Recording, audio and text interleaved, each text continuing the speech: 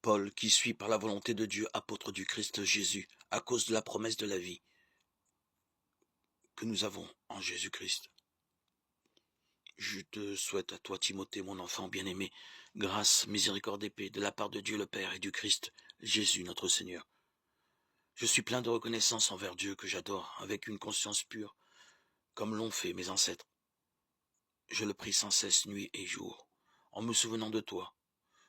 Je n'oublie pas tes larmes, et j'ai un très vif désir de te revoir pour être rempli de joie. J'évoque le souvenir de ta foi sincère. C'était celle de Loïs, ta grand-mère, et de Niké, ta mère, et je suis convaincu que c'est la même foi qui t'anime aussi. Voilà pourquoi je te rappelle que tu dois réveiller en toi le don de Dieu que tu as reçu quand je t'ai imposé les mains. Car ce n'est pas un esprit de peur que Dieu nous a donné, mais un esprit de force, d'amour et de raison. N'aie pas honte de rendre témoignage à notre Seigneur, et n'aie pas honte de moi qui suis en prison à cause de lui. Mais avec la force de Dieu, prends la part de souffrance pour l'annonce de l'Évangile. Car Dieu nous a sauvés et il nous a donné une vocation sainte, non pas à cause de nos propres actes, mais à cause de son projet à lui et de sa grâce.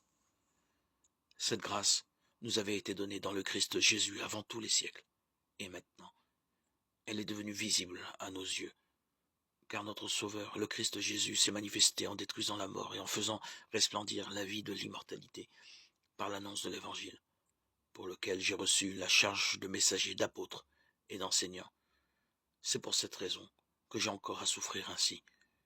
Mais je ne le regrette pas, car je sais en qui j'ai mis ma foi, et je suis sûr qu'il est assez puissant pour sauvegarder jusqu'au jour de sa venue l'Évangile dont je suis le dépositaire.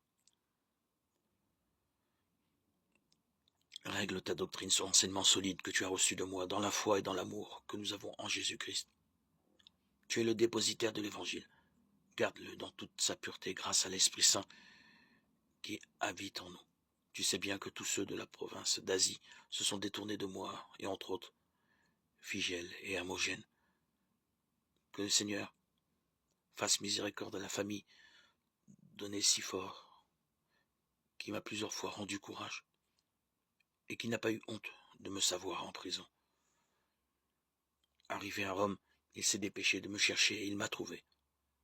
Que le Seigneur lui donne de trouver miséricorde auprès de Dieu au dernier jour. Et tous les services qu'il a rendus à Éphèse, tu les connais mieux que personne. Seconde lettre à Timothée 1,